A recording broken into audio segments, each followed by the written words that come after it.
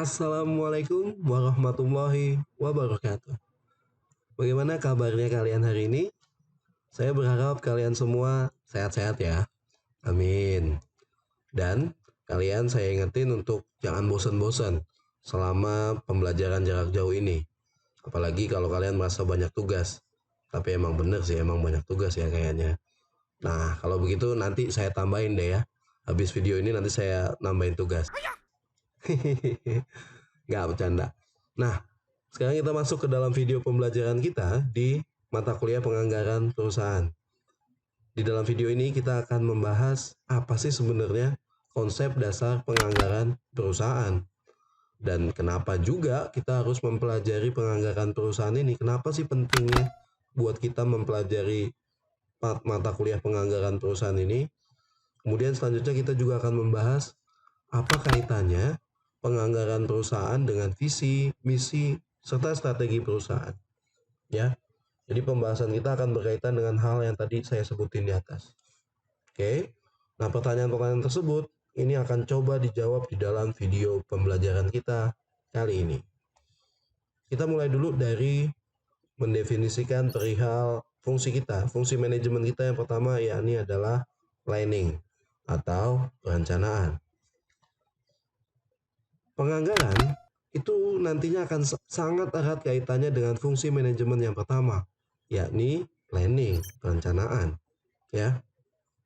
Jadi sebelum kita mampu mendefinisikan penganggaran, kita terlebih dahulu harus tahu dulu apa sih sebenarnya yang dimaksud dengan perencanaan. Jadi, apa sih perencanaan bagi perusahaan? Perencanaan berarti kita merancang kegiatan yang mungkin dapat dilakukan oleh perusahaan dan divisi-divisi yang berada di dalamnya pada waktu yang akan datang. Entah itu setahun, entah itu 2 tahun. Kemudian juga berisikan tentang bagaimana secara teknis divisi-divisi tersebut, komponen-komponen dari divisi tersebut, pegawai tersebut, pekerja di perusahaan tersebut melakukannya. Jadi kata kuncinya di sini adalah perencanaan itu kita mengira-ngira kira-kira apa yang perlu kita siapkan untuk menghadapi masa yang akan datang. Atau untuk sampai kepada tujuan yang diinginkan perusahaan yang biasanya tertuang dalam visi dan misi perusahaan. Berarti kaitannya antara perencanaan dengan visi misi perusahaan.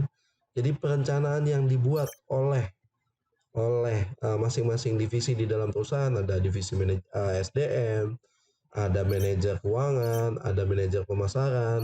Itu tentunya perencanaannya itu harus berkaitan dengan visi dan misi perusahaan.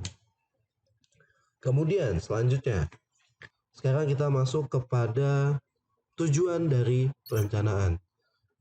Apa sih tujuannya dari perencanaan di perusahaan? Berarti tujuan dari perencanaan adalah agar dapat memberikan arah atau petunjuk bagi setiap komponen organisasi untuk bersinergis mencapai tujuan perusahaan yang telah disepakati dalam visi dan misi perusahaan. Coba kalian bayangin, kalau misalnya suatu komponen kerja di dalam perusahaan, divisi di dalam perusahaan itu nggak tahu mau kemana arah tujuan perusahaan, mau kemana nih visi misi perusahaan, dan tidak ada rancangan kerja yang akan dilakukan di tahun yang akan datang. Mungkin kurang lebihnya kayak di dalam video yang ini nih. Nah, coba itu. Kalau kita nggak tahu arahnya mau kemana, bisa jadi karyawan kita yang satu ke kanan atau divisi kita yang satu ke kanan, yang satu ke kiri. Ya udah tuh, perusahaan nggak jalan-jalan, bakalan mandek stuck itu aja karena nggak ada perencanaan yang terarah. Gitu. Ya. Jadi fungsinya perencanaan adalah supaya komponen-komponen di dalam perusahaan, divisi-divisi di dalam perusahaan itu tahu ini perusahaan ini mau dibawa kemana kalau kata Armada gitu. Oke, itu perihal perencanaan. Selanjutnya kita akan mendefinisikan perihal penganggaran. Apa sih bedanya perencanaan dengan penganggaran? Gampangnya gini, kalian pernah dengar kata penganggaran kan? Dan itu seringkali didengar di berita-berita. Nih contohnya berita ini nih. Tuh. Nah, itu Bu Sri Mulyani itu menteri apa? Menteri Keuangan kan? Dan dia lagi bahas tentang anggaran. Berarti kita dari berita itu kita tahu, oh berarti anggaran itu sebenarnya adalah rencana kerja yang dituangkan dalam bentuk angka-angka keuangan. Dan itu bisa mencerminkan jangka waktunya bisa jangka pendek maupun jangka panjang. Jadi bedanya apa nih kalau dengan perencanaan yang tadi sudah dibahas sebelumnya? Kalau perencanaan itu berarti itu baru sebatas kita membicarakan rencana kerja. Apa yang mau kita lakukan di masa yang akan datang. Kemudian bagaimana cara melaksanakannya. Udah ada angka keuangannya belum? Belum. Rencana kerja belum ada angka keuangannya. Tapi kalau kita udah ngomongin penganggaran, anggaran perusahaan, itu berarti rencana kerja, kemudian bagaimana melaksanakan rencana kerja tersebut di masa yang akan datang, juga disertai dengan angka-angka keuangan. Selanjutnya kita akan mempelajari sebenarnya apa sih fungsi dari penganggaran tersebut, ya. Kurang lebih manfaatnya dari penganggaran, fungsi penganggaran adalah yang pertama, itu memaksa para manajernya atau memaksa divisi itu untuk membuat rencana kerja. Lah, kok bisa penganggaran akhirnya bisa membuat mereka untuk membuat rencana kerja? Gini, ya karena pada praktiknya penyusunan anggaran biasanya itu akan dilakukan oleh masing-masing divisi perusahaan dong. Iyalah, karena dia yang tahu apa yang bakalan dia lakukan ya berkaitan dengan perencanaan tadi ya. Apa yang akan dia lakukan selama setahun ke depan. Jadi sebetulnya divisi itulah yang sebetulnya telah menciptakan target kerja untuk divisinya sendiri. Berarti nantinya kalau kita ngomongin penganggaran, ada penganggaran yang disusun sama divisi operasional, ada penganggaran yang disusun sama divisi pemasaran gitu ya. Itu sudah mereka susun. Nah, kemudian maksudnya gini. Jadi ketika mereka sudah menyusun anggaran gitu, itu kan berarti bahkan berkaitan dengan anggaran itu kan akan berkaitan dengan biaya produksi atau biaya yang akan diberikan perusahaan kepada divisi tersebut, ya. Maksudnya begini, jika divisi tersebut ingin meminta anggaran lebih kan berarti kalau misalnya dia mau meminta anggaran lebih, pasti harus diikuti dengan rencana kerja yang sepadan dengan anggaran yang dia minta. Ya kayak gitu dong pastinya.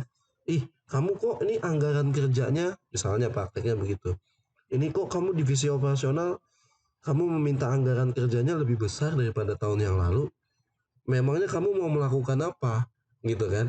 Berarti karena dia mau meminta dana operasional perusahaan gitulah, dana yang dimiliki oleh perusahaan untuk membiayai divisinya dia, tentunya dia juga harus menyiapkan rencana-rencana kerja yang bagus lah ya, yang sesuai dengan visi misi perusahaan gitu ya.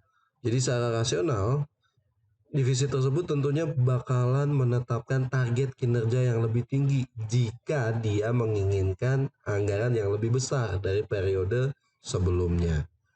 Ya gampangnya kalau kamu mau dapetin cuan yang banyak gitu dari anggaran ini, ya berarti kamu harus memiliki rencana kerja yang lebih bagus dari tahun sebelumnya. Nah, jadi dari hal ini akan membuat seorang manajer, seorang pimpinan di masing-masing divisi itu akan memaksa mereka untuk membuat suatu perencanaan kerja sebaik mungkin karena akan berkaitan dengan berapa dana yang akan dikucurkan untuk divisinya di tahun yang berikutnya, di tahun yang akan datang. Itu fungsi anggaran yang pertama, memaksa para manajer atau divisi untuk membuat rencana kerja. Kemudian yang kedua, ya, fungsi dari anggaran ini adalah sebagai tolak ukur kinerja. Maksudnya gimana lagi nih Pak, tolak ukur kinerja? Yakni, tolak ukur kinerja ini dengan cara membandingkan. Nah, kan tadi disebutnya penganggaran itu berarti dalam satuan keuangan mengenai apa yang akan dilaksanakan di masa yang akan datang. Berarti penganggaran itu sifatnya masih rencana. Udah dilaksanakan belum? Belum. Masih rencana. Kemudian ketika nantinya ternyata realisasinya lebih besar, realisasi berarti kenyataannya itu lebih besar daripada yang dianggarkan sebelumnya. Nah, ini berarti perlu dievaluasi. Ada apa nih? Kok kamu bisa menganggarkan lebih kecil daripada yang seharusnya? Oh, ini ada yang nggak beres nih. Kalau misalnya harga bahan bakunya tetap, kayak yang dikeluarkan realisasinya malah tinggi, malah besar. Berarti ada kemungkinan di divisi operasional misalnya itu kinerjanya buruk, banyak bahan baku yang terbuang, bisa jadi kayak gitu. Nah, jadi kita membandingkan apa yang direncanakan dengan apa yang terlaksana, ya, apa yang seharusnya terjadi di kemudian hari. Kemudian yang ketiga, dari fungsinya kita melakukan anggaran adalah pengambilan keputusan. Realisasinya lebih besar daripada anggaran gitu, yang tadi saya ceritakan mengenai bahan baku, ya jangan dibiarin aja, tapi kita harus segera mengambil keputusan, menjadi early warning system, jadi sinyalemen awal. Berarti ada sesuatu yang harus kita lakukan di pembelian bahan baku. Jadi akhirnya kita bisa mengambil keputusan dengan adanya tadi perencanaan kita yang berupa anggaran, ya, dengan realisasi. Jangan dibiarin aja.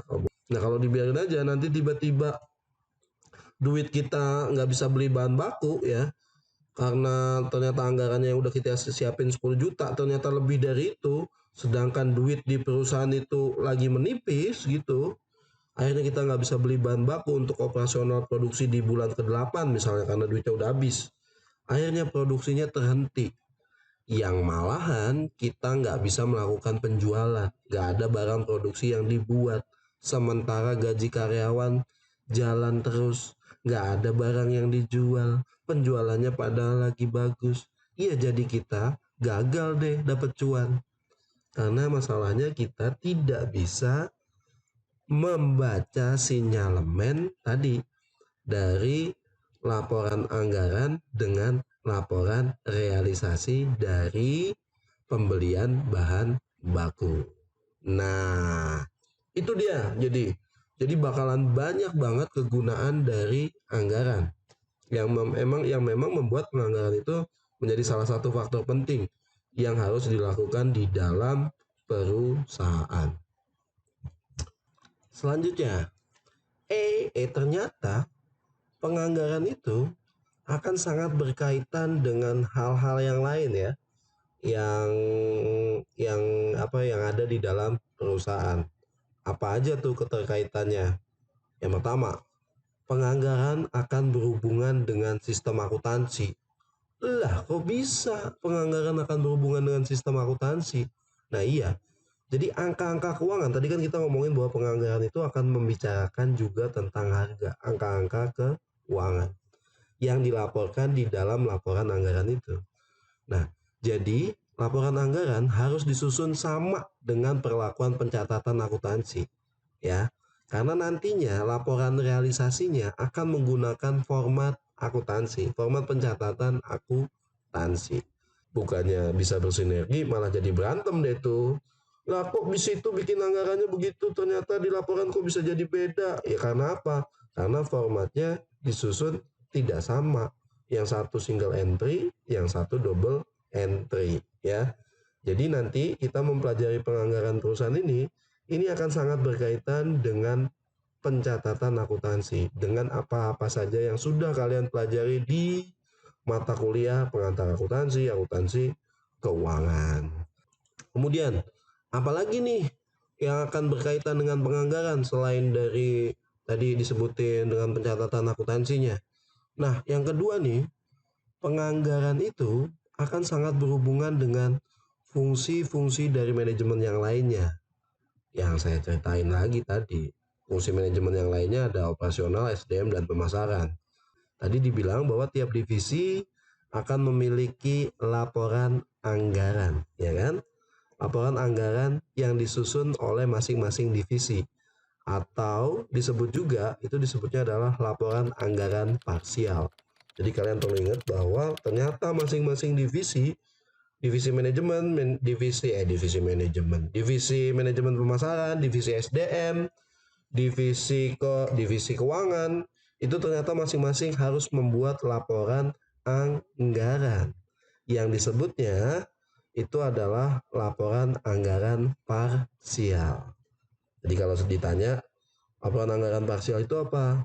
Laporan anggaran parsial adalah laporan yang disusun oleh masing-masing divisi. Ya berarti kalau dibilangnya laporan anggaran parsial manajemen pemasaran, manajer pemasaran, divisi pemasaran gitu, ya berarti dia cuman hanya akan menggambarkan rencana kerja dia di masa yang akan datang yang berkaitan dengan pemasaran. Uang-uangnya yang dianggarkan, yang dia minta juga itu hanya berkaitan dengan ruang lingkup divisi pemasaran aja. Gitu kalau yang parsial. Nah, kenapa ini jadi berkaitan? Kalau misalnya manajer-manajer itu nggak diajak buat nyusun anggaran oleh manajer keuangan, bisa salah kan akhirnya nanti prediksinya. Kalau cuman seenaknya aja manajer keuangan itu nyusun anggaran, bisa salah nanti menyusun laporan anggarannya. Jadi laporan anggaran itu bukan cuman tanggung jawab manajer keuangan aja ya. Jadi penyusunan anggaran itu harus melibatkan seluruh divisi manajemen yang ada di dalam perusahaan tersebut. Ya, SDM dilibatin, pemasaran dilibatin, kemudian operasional dilibatin ya. Jadi apapun nantinya kalian konsentrasi ya, mau konsentrasi SDM, mau dikonsentrasi pemasaran, mau dikonsentrasi apapun ya, di operasional juga apalagi, itu pasti kalian akan bersentuhan dengan namanya penganggaran. Tetap ngitung, tetap gunain ilmu akuntansi. Jadi kalian nggak boleh alergi nih sama yang namanya hitung-hitungan di akuntansi. Tetap, karena pastinya kalian harus diminta untuk menyusun laporan anggaran. Nah, gitu ya. Nah, jadi karena keterkaitannya yang sangat erat dengan divisi-divisi yang lain di operasional misalnya. Misalnya tadi dia bilang bahwa divisi operasional akan merencanakan membeli mesin yang baru. Nah, tentunya yang tahu kapasitas mesinnya, harga mesinnya gitu, ya divisi divisi operasional itu sendiri kan, dan dia perlu dilibatkan. Nah, kalau tadi kita ngomongin laporan anggaran parsial yang disusun oleh masing-masing divisi tersebut, kemudian dibawa ke dalam yang namanya komite anggaran. Jadi komite anggaran itu akan berisikan para manajer dari masing-masing divisi. Divisi pemasaran, operasional, SDM, dan keuangan, serta pemilik perusahaan atau direksi akan duduk bareng, gabung, ngomongin penganggaran dari masing-masing divisi, disesuaikan dengan pendapatan kita, kira-kira bisa nggak ya kalau misalnya dia mengajukan anggaran seperti itu, kita bisa penuhin nggak ya. Nah, itu terjadinya di komite anggaran. Nah, kalau udah disetujui di komite anggaran, barulah jadi yang namanya laporan anggaran komprehensif atau laporan anggaran secara keseluruhan. Gitu ya. Jadi dibuat dulu laporan anggaran parsialnya masing-masing divisi, dibawa ke komite anggaran nanti diskusi di situ, debat lah tuh biasanya. Oh enak aja bagian divisi pemasaran, biaya entertainnya gede banget, kayak gitulah biasanya tuh kejadian di prakteknya di lapangan kayak gitu tuh. Pas lagi rapat komite anggaran. Ya, akhirnya mengalami penyesuaian, kalau itu udah disepakatin, disahkan, keluarlah yang namanya apa? Apa? Laporan anggaran komprehensif. Laporan anggaran yang memuat seluruh laporan anggaran dari masing-masing divisi. Gitu.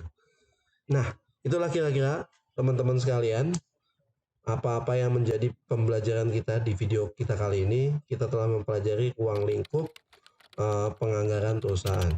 Jadi penganggaran perusahaan itu akan sangat berkaitan dengan perencanaan. Perencanaan itu berarti rencana kerja di masa yang akan datang, ya, yang dibuat oleh masing-masing divisi. dan itu harus berkaitan dengan visi misi perusahaan. Rencana kerja tersebut kemudian dituliskan dalam bentuk angka-angka keuangan, ada harganya ya. Akhirnya masing-masing divisi membuat yang namanya laporan anggaran parsial. Kemudian laporan anggaran parsial dibawa ke komite anggaran. Sudah disetujui di komite anggaran, akhirnya menjadi laporan anggaran komprehensif ya. Berarti nantinya di pertemuan kita selanjutnya dari masing-masing divisi kita akan bahas tuh. Kita akan bahas yang mulai dari pertama adalah dari divisi pemasaran. Kita akan bahas gimana caranya kita menyusun laporan anggaran penjualan. Kita memprediksi kira-kira penjualan kita di tahun yang akan datang 2021 bakalan kayak gimana ya. Kira-kira pendapatan. Kira-kira pendapatannya perusahaan kita bisa prediksi naik atau turun ya. Itu akan terlihat di laporan anggaran bidang pemasaran. Kemudian di divisi operasional nanti kita akan ngomongin, dia akan membuat namanya laporan anggaran produksi.